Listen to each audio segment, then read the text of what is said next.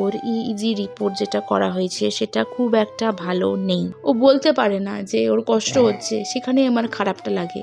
একই দিনে আমার এই দুটো ধাক্কা মাথার উপর দিয়ে গেল। আমি এই দুটো মানুষকে নিয়ে বেঁচে থাকি, কাছের মানুষ বলতে এরা দুজনই। Hi everyone, good morning and welcome back to Struggle with Prince and welcome back to another new vlog. তো দেখে বুঝতে পারছো যে আমি ফুল রেডি আছি বিকজ আজকে প্রিন্সের বাবা ছুটি নিয়ে বিগত 3 মাস ধরে অপেক্ষা করছি যে ওকে ডক্টর দেখাতে হবে। 6 মাস পর পর যে ফলো আপটা থাকে, তো ফাইনালি এই ফেব্রুয়ারি মাসের সময় হলো, মানে ছুটি নিয়েছেও, ভীষণ কাজের চাপ ছিল বলে। সো আমরা আজকে একটা অন্য ডক্টর দেখাচ্ছি শিলিগুড়িতেই। তোমরা হয়তো অনেকেই জানো যে শিলিগুড়িতে মানে পুরো উত্তরবঙ্গের মধ্যে ডক্টর জীবন সিলভালি একমাত্র আছেন যিনি পিডিয়াট্রিক নিউরোলজিস্ট।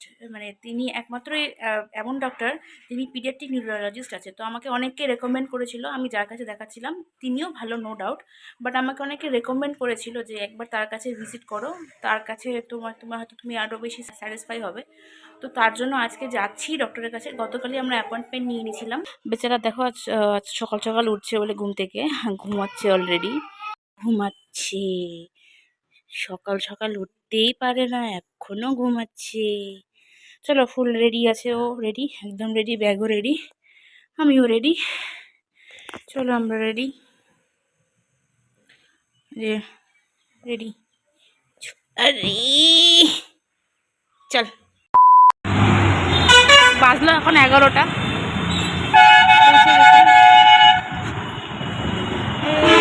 এই তো সামনেই চলে আসছি একদম। এই যে এখানে ফার্স্ট টাইমই আসলাম। এই যে এটা লেখাই আছে ডক্টর জীবন সিলভাল। আর বাবা যে কোথায় গেল, গাড়ি রাখার জায়গাই পাচ্ছে না, ওদিক থেকে ওদিকে ঘুরে আসলো। এটা একদম মেন রোডের উপরে, তো যার জন্য এত অসুবিধা হচ্ছে।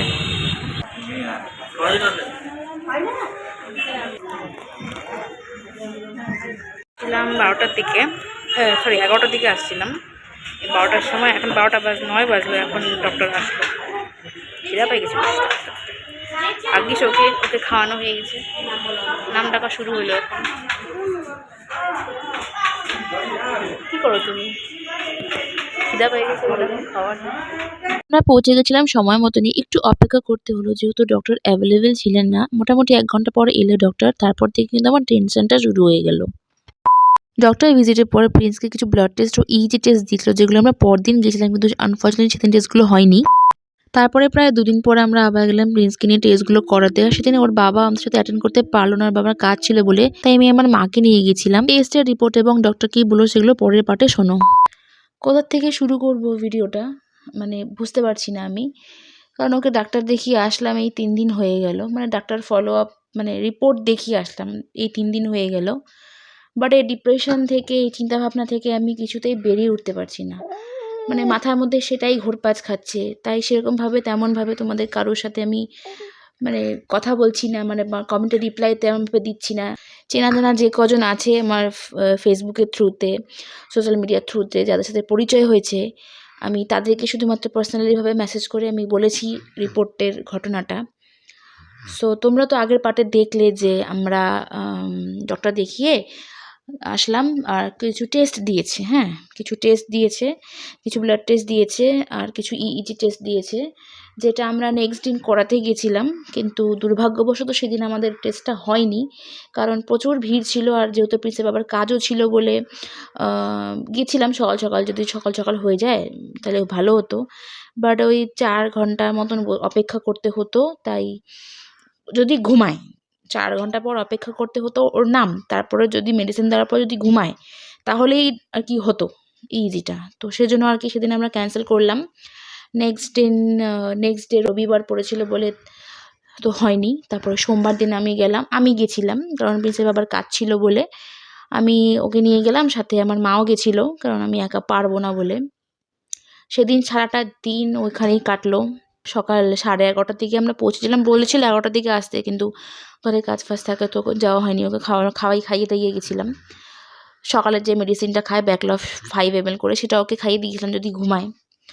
তো 11:30টার দিকে গেলাম, গিয়ে 2 নম্বরে নাম ছিল। নামটা সেখানে গিয়ে বড় কথা না, বড় কথাটা হচ্ছে কতক্ষণে ঘুমাবে। তা 11:30 থেকে 11:15 ধরো 11:15 থেকে সেই যে আমি ওকে ঘন্টার পর ঘন্টা ঘুম পাড়াচ্ছি, আওয়াজে উঠে যাচ্ছে। মানে যেখানে ইজি করাবে সেখানে ওকে নিয়ে গেলাম যাতে শান্ত নিরিবিলিভাবে থাকবে, বাট সেখান থেকেও ও একটুখানি আওয়াজে ঘুম ভেঙে যাচ্ছিল। ওর পরে যাদের যাদের নাম ছিল তারা ঘুমিয়ে গিয়ে তাদেরই ইজি টেস্টটা হয়ে যাচ্ছে, ওর আর হচ্ছে না। সবার লাস্টে ওকে নিল, সবার লাস্টে যেহেতু সব পেশেন্টরা ইজি হয়ে গেছিলো বলে সবার লাস্টে ওকে দিল। কোনো রকম ওকে ধরে ধরে ধরে ধরে ঘুম পাড়ালাম। মানে ইজি করার টাইমে ও ভীষণ জেগে জেগে যাচ্ছিল, তবু এরকম থাপড়াতে থাপড়াতে থাপড়াতে থাপড়াতে ওকে ঘুম পাড়ালাম। মোটামুটি 5-7 মিনিটের মতন রেকর্ডিংটা উঠেছে, সেই অনুযায়ী আমাকে রিপোর্টটা বলল।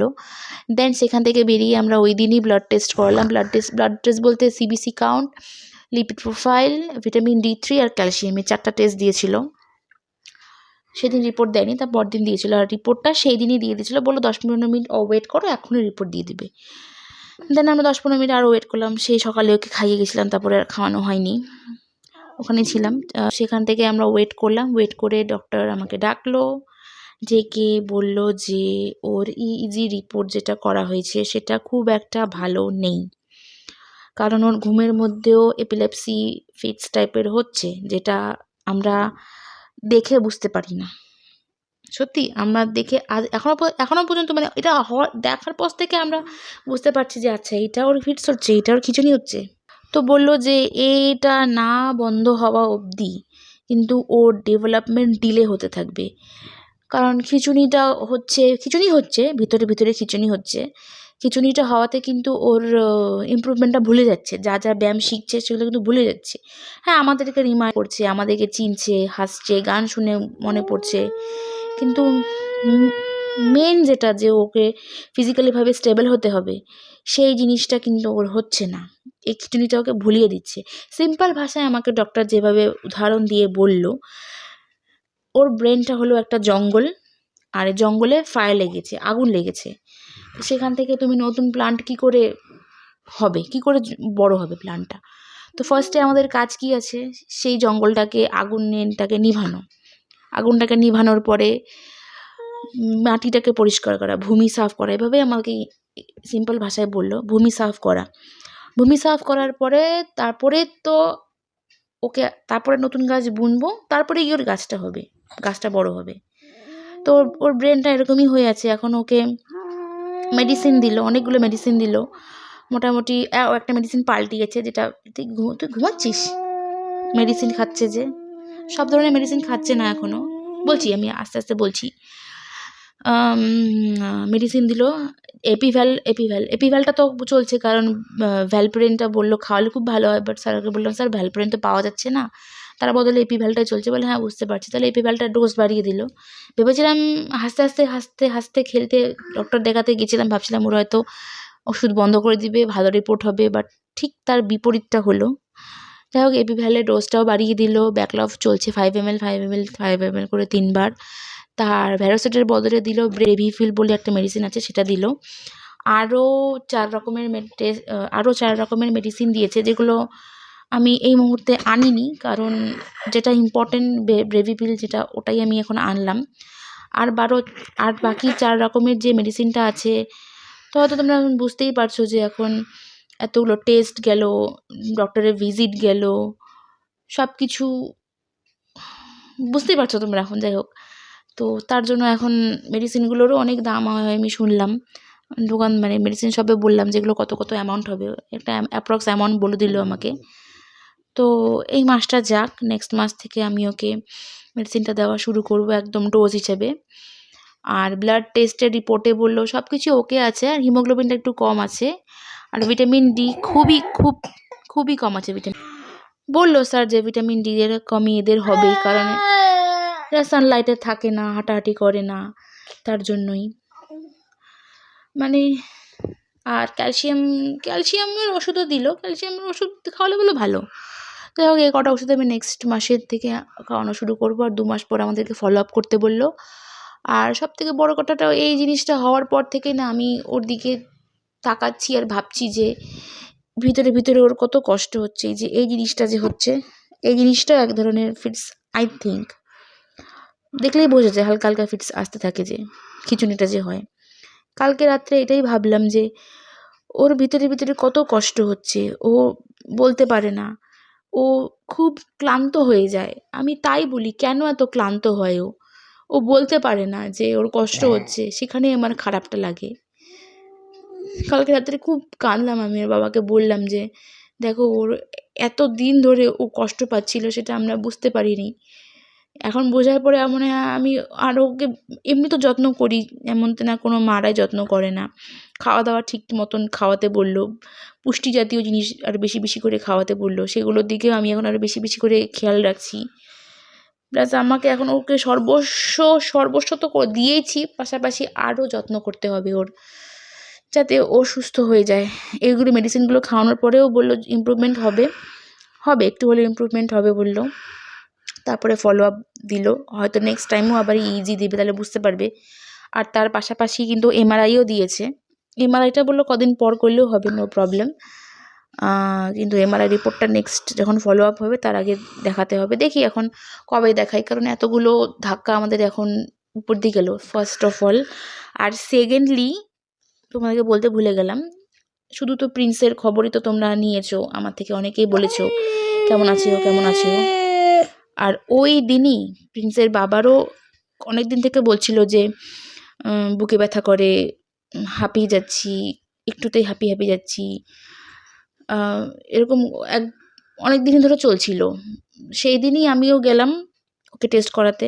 আর ওই দিনই সকালবেলা ও টেস্ট করলো, ওর ইইজি টেস্ট করলো আর কিছু লিপিড প্রোফাইল টেস্ট করলো। ওরও রিপোর্ট ভালো নেই। একই দিনে আমার এই দুটো ধাক্কা মাথার ওপর দিয়ে গেল। দুটো ধাক্কা আমি সেদিন পেলাম। সবার ফার্স্টে আমাকে ওর বাবাই খবর দিয়েছিল যে ওর ইইজি রিপোর্টটা খুব একটা ভালো নেই, আর কোলেস্ট্রল হাই হয়ে গেছে। আর ওই দিনই আমি ওর এই রিপোর্ট পেলাম। মানে তোমরা হয়তো বুঝতে পারবা কি না জানি না, মানে আমার ওপর দিয়ে যে ওই মুহূর্ত, ইভেন এখনও যে কি যাচ্ছে একমাত্র আমিই বুঝতে পারছি। মানে আমি এই দুটো মানুষকে নিয়ে বেঁচে থাকি, আমার কাছের মানুষ বলতে এরা দুজনই, এদের দুজনকে নিয়েই আমার এখন চিন্তা ভাবনাটা হয়ে যাচ্ছে যে কাকে ছেড়ে কাকে সামলাবো আমি। এখন আমার এরকম মনে হচ্ছে ওকে, ওর বাবা বলে ওকে সামলাও, তুমি ওকে সামলাও, আমি আমারটা নিজে দেখে নিব। কিন্তু যাই হোক, এখন ওর বাবাকে যদি আমি না ঠিক মতন খেয়াল রাখতে পারি, ওর বাবাকে যদি আমি ঠিক মতন না কিছু করতে পারি, তাহলে ওর ট্রিটমেন্টটা কোথা থেকে চলবে? আমার এটাই হচ্ছে কথা এখন। ও নিজে বলে আমি নিজের খেয়াল করে নিব, কিন্তু আমাকে ওকেও দেখতে হবে, একেও দেখতে হবে। কিন্তু আমি যতটুকু পারবো আমি ওকে দেখব। আমার কিছু ভালো লাগছে না। আমি এর জন্য অনেক দিন ধরে ভিডিও দিচ্ছি ঠিকই, কিন্তু মন মেজাজ ঠিক এমন ভালো নেই। কি যাচ্ছে আমার উপর দিয়ে একমাত্র আমি বুঝতে পারছি। যাই হোক, আমি সচরাচর ক্যামেরার সামনে কাঁদি না, কিন্তু নিজেকে কন্ট্রোল করার চেষ্টা করি, কিন্তু আর আমি পারছি না। কদিন বেশ ভালো ছিলাম, এই ডক্টরটা দেখানোর পর জানি ফলো আপ করাতে হয়, ফলো আপ না করালে হয় না। বাট কি যাচ্ছে আমার উপর দিয়ে একমাত্র আমি বুঝতে পারছি। এটাই তোমাদেরকে জানানো ছিল। আর শর্ট ভিডিওর মাধ্যমে তোমাদেরকে অল্প অল্প আপডেট দিয়েছিলাম, তো এই বড় ভিডিওর মাধ্যমে তোমাদেরকে জানিয়ে দিলাম। চলো, এই ছিল আপডেট। জানি না ইন ফিউচারে কি ভিডিও দিতে পারবো না পারবো, তবে নিজের সর্বস্ব দিয়ে আমি ওকে সুস্থ করার চেষ্টা করব। 2-3 মাস অপেক্ষা করি, কেমন রিপোর্ট আসে দেখি, তারপরে তোমাদের সাথে জানাবো ডক্টর ফলো আপ করানোর পরে। যাই হোক, তাহলে ভিডিওটা এখানে এন্ড করছি। তোমরা অবশ্যই ভালো থেকো, আর অবশ্যই প্রে করো ওর জন্য। টাটা।